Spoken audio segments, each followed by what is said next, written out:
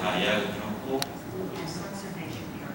Yet here in the heart of the Amazon rainforest, the Brazilian government is planning to construct what would be the third largest hydroelectric dam in the world.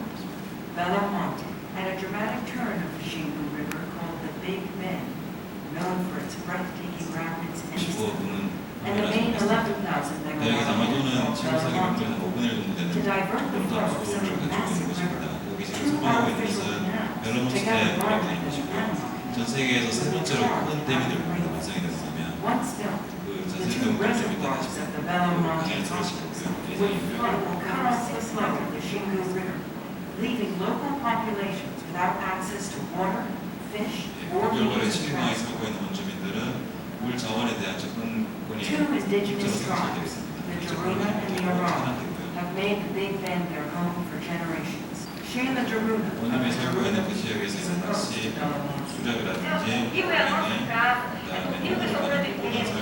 Rio e toda a nossa natureza.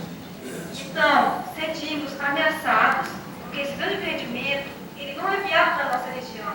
E sim, pelas atitudes de custo muito alto, para as comunidades também, eles sofrem. Belo Monte Dam would force these families off their land, and it is Would only their dialogue directly with the leader of the family and not with a group of people from the community, which led them to a much easier situation in negotiating lower prices for the payments.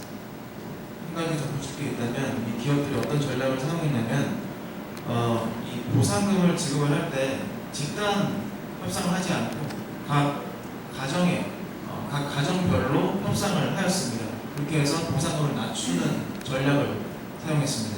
In November of the last year, it led to an invasion of the federal police in the Munduruku community, where one Munduruku man was killed by the federal police.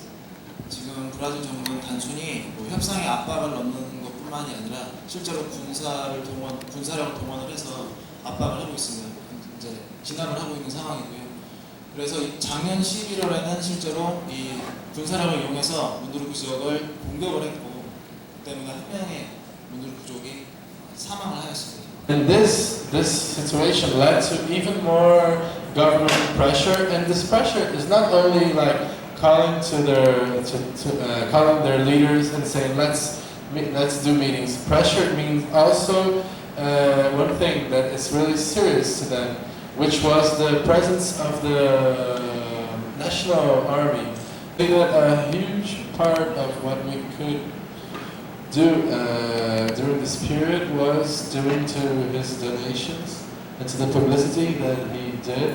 And also there's one more thing about 브라질 정부가 현재 지역 사람들과 과학자들, 특히 토착민들의 삶과 인권을 어떻게 무시하고 있는지를 잘 볼 수가 있습니다. Just for you to imagine the size of this dam, it will be the same size of the Panama Canal. It will have 5 kilometers, 5,000 meters of. In 2002, the construction of the dam was announced. In 2010, finally a contract was signed with a company to construct the dam. Once the Brazilian Environmental Department issued the installation license. And under pressure to grant a full installation license, the president of the Environmental Department resigned in early 2011.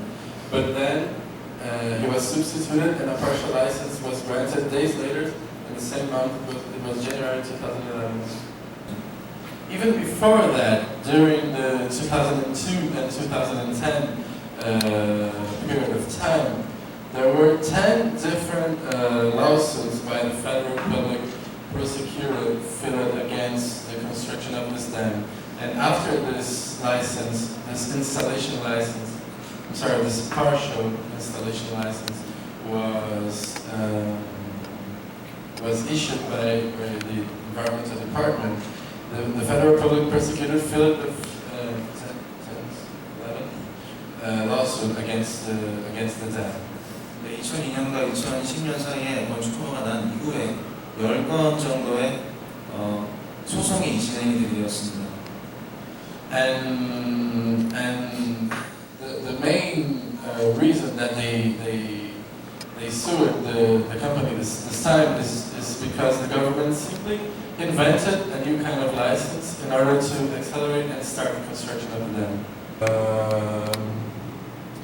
But both of these, actually, all the lawsuits, the Brazilian federal particular lawsuits, the Inter-American Organization recommendation, and also the last ILO recommendations, none of them were respected by the Brazilian government. For you to get the idea of what are we talking about, you have this region where something like 100,000 total people lives, and a good part of them are traditional communities, indigenous people, fishermen, small farmers, and on this place they are constructing a dam, and on the peak of this project you have 25,000 more people, 25,000 workers, most of them men, living in the city.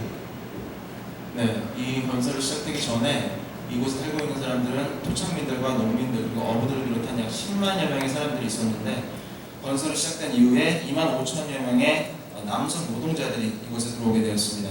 Yeah, and due to the lower salaries that they receive, you have a reality of many moments of labor strikes in the region too.